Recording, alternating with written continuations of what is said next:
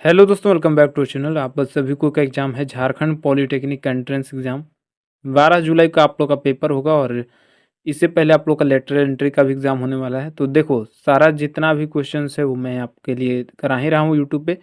तो इसमें आपके वैसे मैं 25 क्वेश्चंस का प्रैक्टिस सेट कराता हूँ, लेकिन कभी-कभी 50 क्वेश्चन, 55 क्वेश्चन ये भी आपके यूट्यूब पर आते हैं।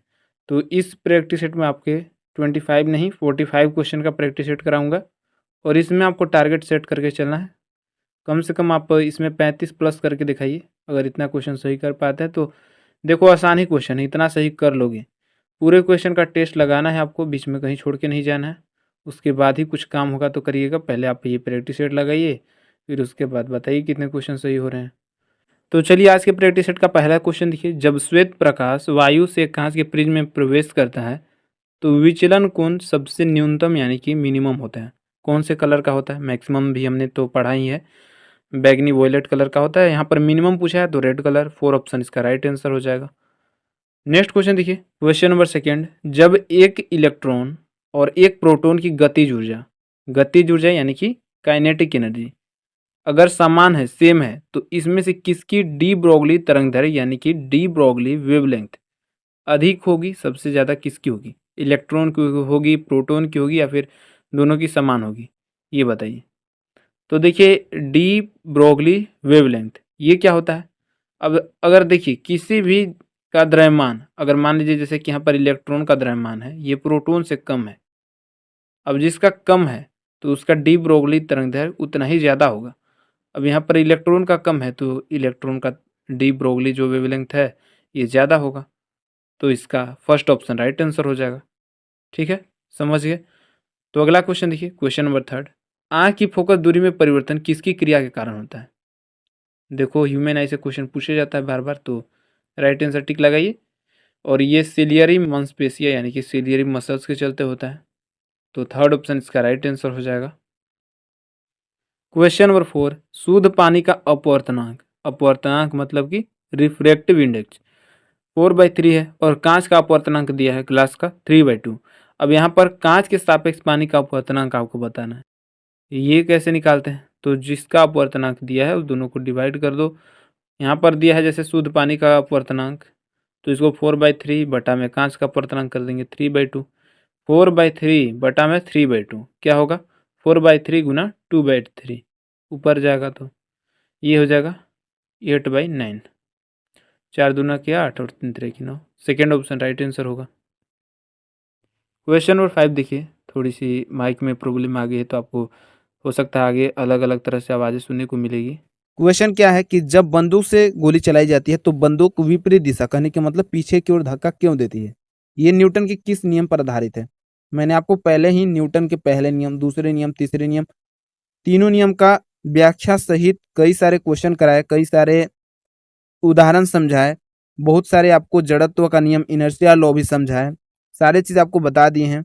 और बहुत सारे ऑप्शन के जरिए भी आपको कई सारी चीज बताएं, जैसे कि पानी में तैरने वाले जो तैराकी होते हैं क्यों तैर पाते हैं, नाविक जो होते हैं नाव पीछे की ओर क्यों धक्का देती है, रॉकेट किस प्रकार से उड़ान भर पाती है, हर एक क्वेश्चन को आपको कराएं। तो यहाँ से जो भी क्वेश्चन आएगा आपको छोड़ना नहीं है। न्यूटन के नियम से आपको जो भी क्वेश्चन बनते हैं आपको छोड़ना नहीं है। ये भी वही बात है, न्यूटन के तीसरे नियम पर आधारित है। जैसे ही क्रिया होता है उसके जस्ट विपरीत प्रतिक्रिया होता है, पीछे की ओर धक्का इसीलिए देती है। क्वेश्चन नंबर 6 देखिए। आपको फ़ारेनहाइट से सेल्सियस में कन्वर्ट करने के लिए क्वेश्चन आता है, और हर बार नहीं आता है, कई बार ऐसा पूछा गया है कुछ बार।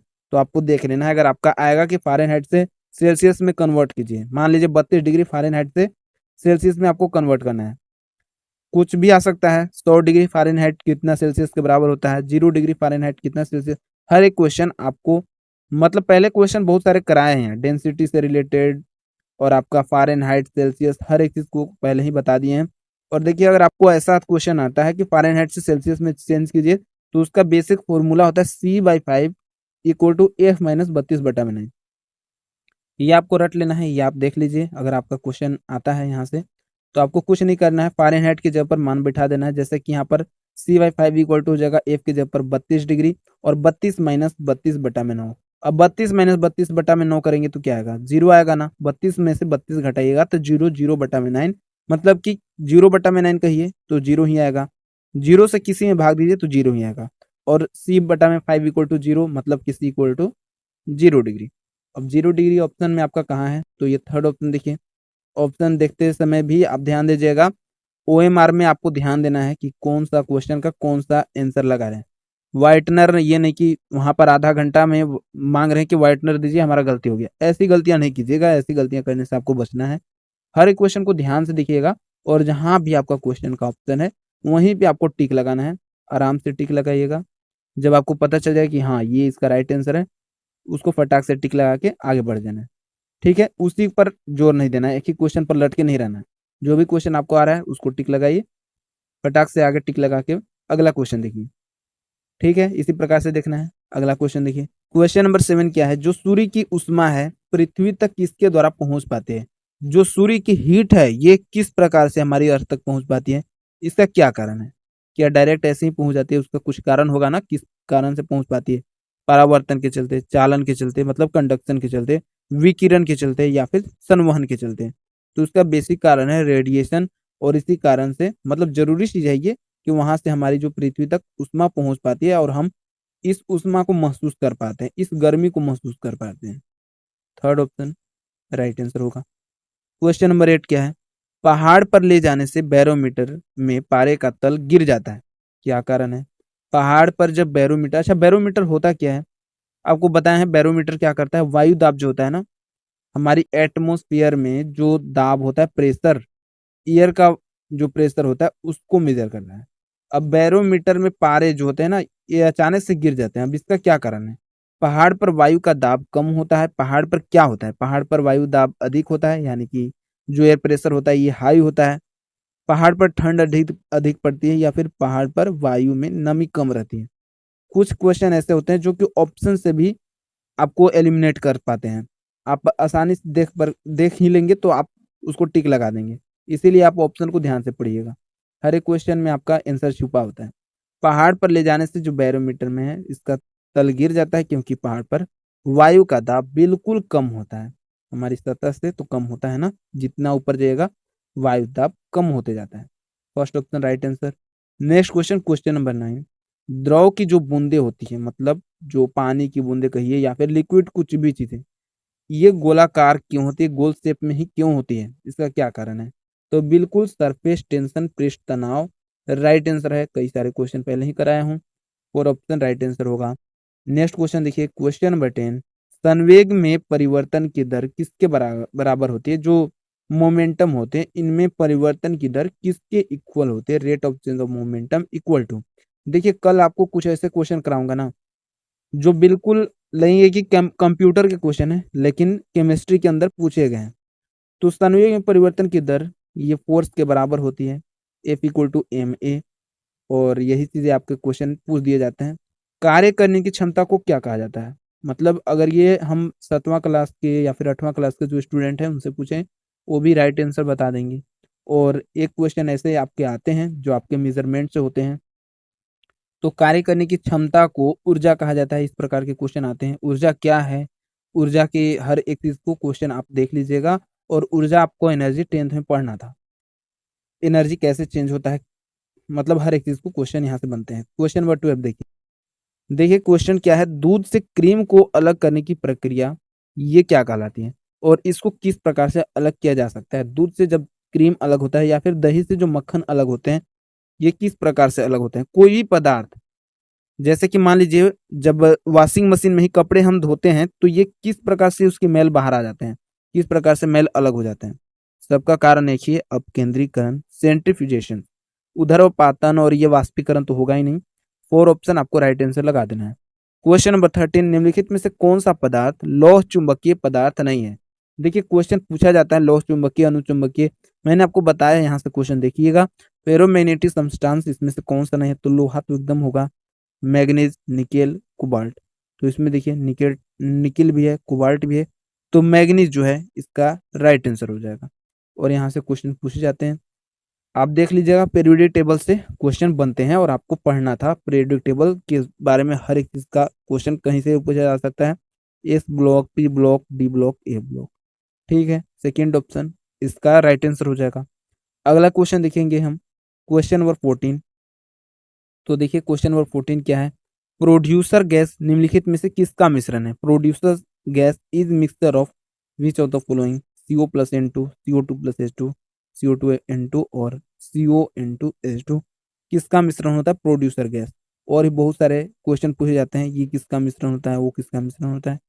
हर एक क्वेश्चन आपके केमिस्ट्री में यहीं से बनते हैं। तो देखिए जो प्रोड्यूसर गैस होता है ये कार्बन मोनोऑक्साइड और N2 का मिश्रण होता है, mixture of CO+N2। First option आपको राइट आंसर यहाँ पर हो जाएगा। नेक्स्ट क्वेश्चन देखिए क्वेश्चन नंबर 15, और ऐसे क्वेश्चन आपको पहले ही बता दिए हैं।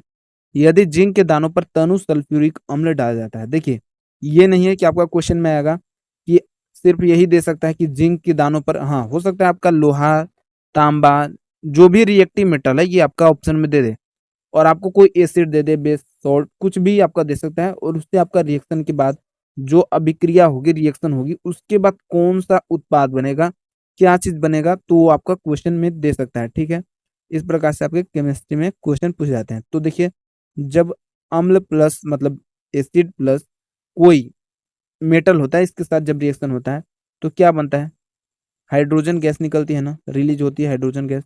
और ऑप्शन राइट आंसर होगा। क्वेश्चन नंबर 16 क्या है, बूझे हुए चूने का सूत्र पूछा गया है, कई बार पूछा गया है क्विकलैम का फॉर्मूला, गलती नहीं करना है, CaO calcium oxide. Third option आपका राइट आंसर होगा। क्वेश्चन नंबर 17, बूझा हुआ चूना धीरे धीरे हवा में CO2 के साथ पतली परत बनाने से अभिक्रिया करता है। जो बूझा हुआ चूना होता है ये हमेशा कार्बन डाइऑक्साइड की अभिक्रिया करता है, तो क्या बनाता है, तो जब बूझा हुआ चूना CO2 के साथ अभिक्रिया करता है तो CaCO3 बनाता है। और इस प्रकार के रिएक्शन को आप पेपर पर भी सोल्व कर सकते हो। Third option sorry four option इसका राइट आंसर होगा।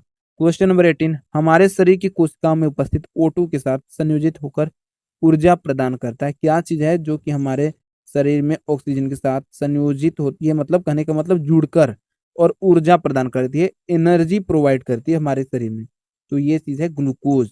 और ग्लूकोज का आपका फॉर्मूला भी पूछा जाता है कई बार। सेकेंड ऑप्शन देखिए इसका राइट आंसर हो जाएगा। तो इसी प्रकार से आपके क्वेश्चन पूछे जाते हैं, और ये क्वेश्चन केमिस्ट्री के अंदर पूछा गया है। ग्लाइकोजन, ग्लूकोज, पायरुवेट, इसी प्रकार के ऑप्शन भी आपके एग्जाम में पूछे गए हैं।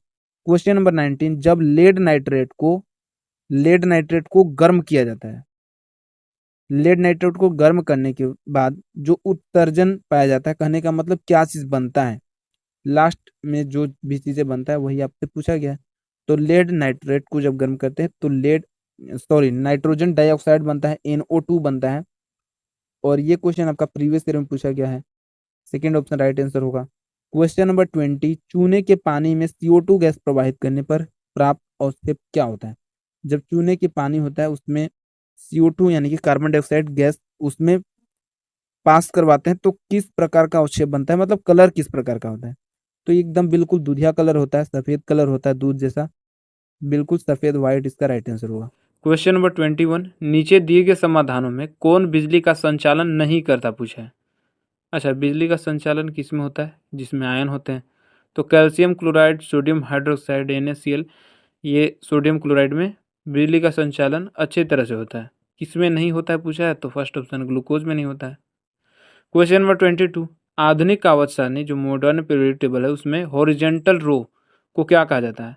अच्छा, हॉरिजॉन्टल रो को पूछा है तो इसको पीरियड कहा जाता है मॉडर्न पीरियोडिक टेबल में। सेकेंड ऑप्शन राइट आंसर हो जाएगा। क्वेश्चन नंबर 23 देखिए, किसी पिंड पर 5 न्यूटन का बल लगाने पर वह बल की दिशा में 60 डिग्री के कोण पर 10 मीटर डिस्प्लेस हो जाता है। किया गया कार्य बताना है, वर्क आपको निकालना है। वर्क का फॉर्मूला आपने जानते ही हैं, W=F(s cos थीटा) होता है। एफ है यहाँ पर 5, डी है 10, तो यहाँ पर हो जाएगा 5 गुना 10 गुना cos 60 डिग्री। 10 गुना 5 50, और cos 60 डिग्री इक्वल टू होता है 1/2। तो 50 गुना 1/2 ये हो जाएगा 25, और 25 जो सेकेंड ऑप्शन राइट आंसर हो जाएगा। नेक्स्ट क्वेश्चन, क्वेश्चन नंबर 24, निम्नलिखित में से कौन सा अम्ल जो एसिड है ये बीचू बूटी जिसे नेटल कहा जाता है। जो नेटल होता है ना ये एक पत्ती होती है, और ये पौधा ज्यादातर पहाड़ों क्षेत्र में पाई जाती है, और इसको छू लेने से दर्दनाक डंक का कारण बनती है। इसमें कौन सा एसिड पाया जाता है, तो इसमें मेथेनोइक अम्ल पाया जाता है, जिसके कारण बिच्छू जैसे डंक होता है ना, जिसमें बिच्छू में डंक में पाया जाता है वैसा ही दर्द करता है। नेक्स्ट क्वेश्चन, क्वेश्चन नंबर 25, अत्यधिक तनु मतलब डाइल्यूटेड जो HNO3 होता है, इसके साथ मैग्नीज के प्रभाव से कौन सी गैस बनती है? HNO3 प्लस Mg मैग्नीज, जिसके कारण कौन सी गैस बनेगी, रिएक्शन करेगी? तो बिल्कुल हाइड्रोजन गैस ही बनेगी। फर्स्ट ऑप्शन इसका राइट आंसर होगा। नेक्स्ट क्वेश्चन, क्वेश्चन नंबर 26, हवा के संपर्क में आने से कुछ समय बाद चांदी के जो कण होते हैं काले क्यों हो जाते हैं? अब बिल्कुल आसान क्वेश्चन है। कोई भी चीज जब हवा में संपर्क में आती है, कोई भी मेटल जब हवा के प्रेजेंस में होती है और वह काली हो जाती है, कहने का मतलब, तो जो भी मेटल होते हैं रिएक्टिव होते हैं, वो हवा के साथ संपर्क में आने पर रिएक्शन करते हैं और इस प्रकार से उन पर एक परत चढ़ जाता है और इसी को जंग लगना कहा जाता है। ऑप्शन देखिए, सिल्वर सल्फाइड का आवरण बनाने के लिए चांदी हवा में मौजूद सल्फर के साथ प्रतिक्रिया करता है, कहने का मतलब रिएक्शन करता है। जो सल्फर होता है हवा के साथ रिएक्शन करता है। थर्ड ऑप्शन इसका राइट आंसर हो जाएगा। नेक्स्ट क्वेश्चन, क्लोरीन की अंतिम कक्षा, लास्ट कक्षा में, लास्ट सेल में कितने इलेक्ट्रॉन होते हैं? अब ये आपका पूछा जा सकता है कोई भी मेटल का, तो आना चाहिए ना क्लोरीन का। पहले तो आप ये जानो कि कितना इसका परमाणु संख्या होता है, एटॉमिक नंबर होता है, तभी तो आप बता सकते हो कि इसके लास्ट सेल में कितने इलेक्ट्रॉन होंगे। तो इसके एटॉमिक नंबर 17 है, मतलब कि 2, 8 और 7, तो लास्ट में होंगे 7। फर्स्ट ऑप्शन बिल्कुल राइट आंसर होगा। किसी भी चीज़ का इलेक्ट्रॉनिक विन्यास आपको ऐसे निकालना है और आपको राइट आंसर लगा देना है। बिल्कुल आसान क्वेश्चन था ना। Next question, question number 28, hydronium ion की सांद्रता जितनी उच्च होती है विलयन का पीएच उतना ही क्या होता है? तो देखिए, जब भी हाइड्रोनियम आयन होता क्या है, ये आपको पता है ना। हाइड्रोनियम आयन कहने का मतलब H3O प्लस, जब ये इसकी सांद्रता जो होती है ये उच्च होती है तो इसका जो पीएच मान है उतना ही कम हो जाता है। फर्स्ट ऑप्शन इसका राइट आंसर हो जाएगा। जितना ही इसका पीएच, सॉरी, इसका सांद्रता उच्च होगा, हाई होगा, उतना ही इसका पीएच मान कम होगा। फर्स्ट ऑप्शन राइट आंसर होगा। नेक्स्ट क्वेश्चन देखिए, क्वेश्चन नंबर 29, शुक्र ग्रह का वायुमंडल घने से बना मुख्यतः अम्ल के सफेद और पीले बादल। देखिए क्वेश्चन क्या है, जो हमारी प्लेनेट है शुक्र ग्रह, इसका जो वायुमंडल है, एटमॉस्फेयर है, हमारी पृथ्वी की तरह तो नहीं है। यहाँ पर एक पीला बादल, सफेद बादल पाए जाते हैं और उसमें एक हानिकारक अम्ल होते हैं, प्रेजेंस होते हैं। सबसे ज्यादा ये एसिड होते हैं। कौन से एसिड होते हैं जो हानिकारक एसिड होते हैं, जिनकी बरसात होती है? यही बादल होते हैं H2SO4 के, सल्फ्यूरिक एसिड के। फोर ऑप्शन राइट आंसर होगा। Next question, question number 30 question क्या है, ब्लीचिंग पाउडर को किसके रूप में दर्शाया जाता है? मतलब ब्लीचिंग पाउडर का फॉर्मूला पूछा है। ब्लीचिंग पाउडर जो होता है ये CaOCl2 होता है और फोर ऑप्शन ही इसका राइट आंसर होगा। ठीक है, अगला क्वेश्चन, क्वेश्चन नंबर 31, बिल्कुल इसी प्रकार का क्वेश्चन। क्वेश्चन नंबर 31, आपतन कोण की ज्या और अपवर्तन कोण की ज्या का अनुपात दिए गए रंग और माध्यम के जोड़े के लिए स्थिर है, वह कौन सा नियम है? मतलब कि जो आपतन कोण की ज्या होता है और अपवर्तन कोण की ज्या, ऐसे भी क्वेश्चन पूछा जाता है कि हमेशा ये निश्चित अनुपात में होते हैं और ये कौन सा नियम है? तो ये आपको पहले ही बता दिया हूँ। और ये स्नेल का नियम आप लोग को 10th में पढ़ना था, स्नेल लॉ आप लोग को पढ़ना था। ये कौन से चैप्टर में था? तो ये आपके लेंस चैप्टर में था, दर्पण मिरर, इसी में आपको पढ़ना था। फोर ऑप्शन राइट आंसर होगा। क्वेश्चन नंबर 32, फ्लेमिंग के बाएं हाथ के नियम के अनुसार तर्जनी, तर्जनी मतलब जो आपका ये अंगूठे के बाद वाली अंगुली है, ये कौन सी दिशा दर्शाती है? According to Fleming's left hand rules, the index finger जो होता है ये कौन सा डायरेक्शन को दर्शाता है, बताता है? इलेक्ट्रिक करंट को, मैग्नेटिक फील्ड को, इमिटेड फोर्स को, या फिर स्पीड को, चालक की गति को? तो जो तर्जनी होती है, इंडेक्स फिंगर, ये चुंबकीय क्षेत्र को दर्शाती है। सेकंड ऑप्शन राइट आंसर हो जाएगा। तांबे के तार की एक आयताकार कुंडली को जब घुमाया जाता है चुंबकीय क्षेत्र के लंबवत, जब इसको घुमाया जाता है उलटती है, ये आपसे क्वेश्चन पूछा रहा है। दो घुमा के बाद, एक घुमा के बाद, एक चौथाई घुमा के बाद और आधा घुमा के बाद, ये आपको मोटर जो आप पढ़े होंगे ना, विद्युत मोटर, जनरेटर, ये सब उसी में आपको पढ़ना था। विद्युत मोटर में जो तांबे की तार होती है, आयताकार कुंडली, ये हर एक आधे घुमाव के बाद रोटेट करती है, हर एक हाफ रोटेट करती है। तो आपका फोर ऑप्शन इसका राइट आंसर हो जाएगा। क्वेश्चन नंबर 34, प्रकृति में कौन सा पदार्थ ठोस, द्रव, गैस तीनों अवस्था में पाया जाता है? एकदम आसान क्वेश्चन है। आप इसका क्वेश्चन राइट आंसर जानते ही हैं, तो बताने की जरूरत है नहीं।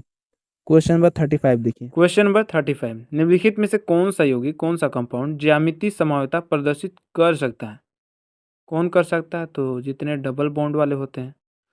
देखो वैसे इस प्रकार का क्वेश्चन आपके एग्जाम में नहीं पूछा जाता है, लेटरल एंट्री वालों में पूछा जाता है। लेकिन देखो पिछली बार के पेपर से डरा हुआ हूँ, तो थोड़ा सा मैं आपको हर प्रकार के क्वेश्चन कराना चाह रहा हूँ।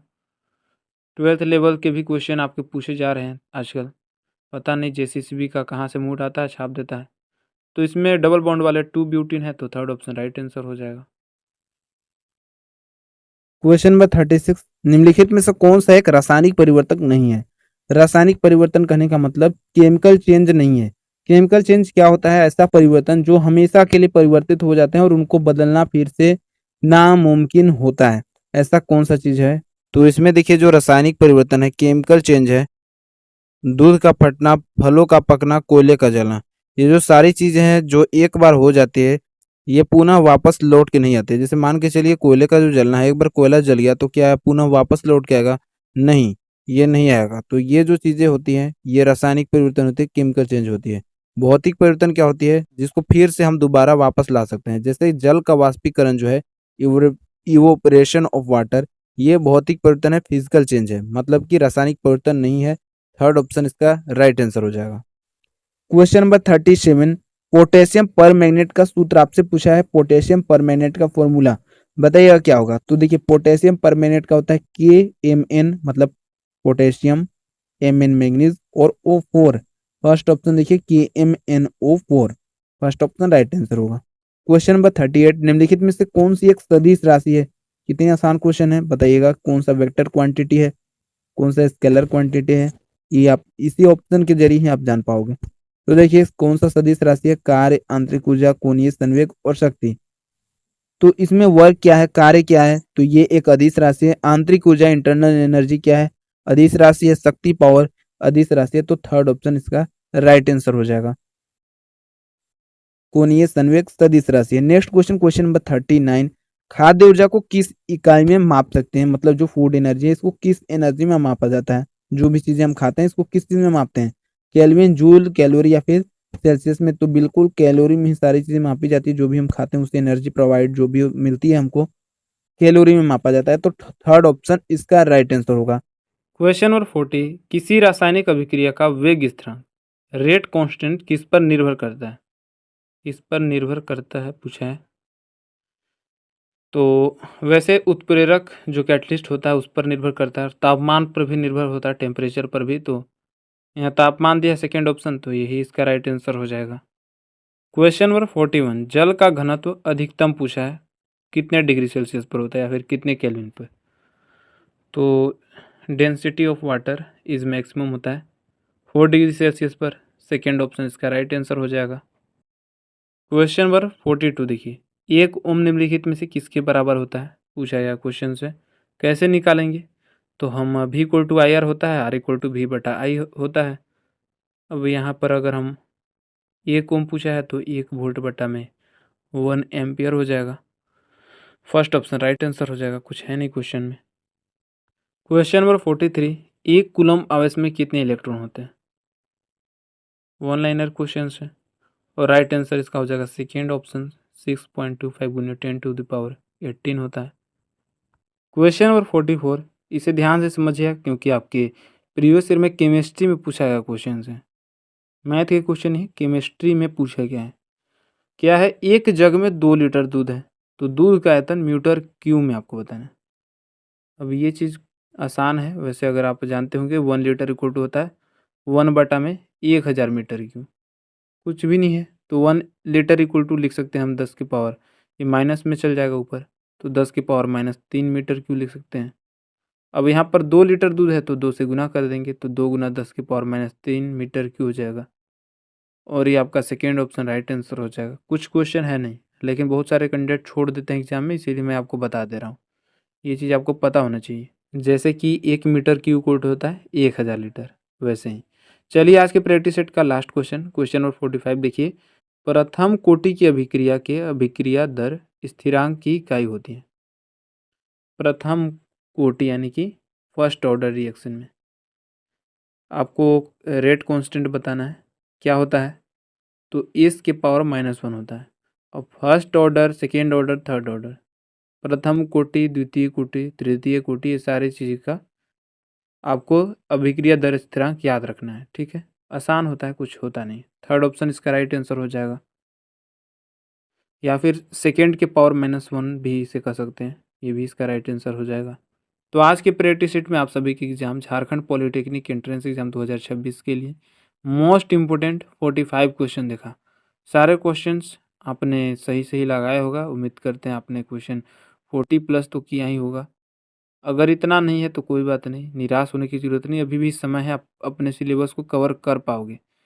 सिलेबस कैसे कवर होगा, तो ये हमारा PDF है, PDF ले लो। इम्पोर्टेंट क्वेश्चन 500+ MCQs क्वेश्चन आपके ऐड किए गए हैं, पढ़ोगे, लास्ट समय में अपना सिलेक्शन ले लोगे।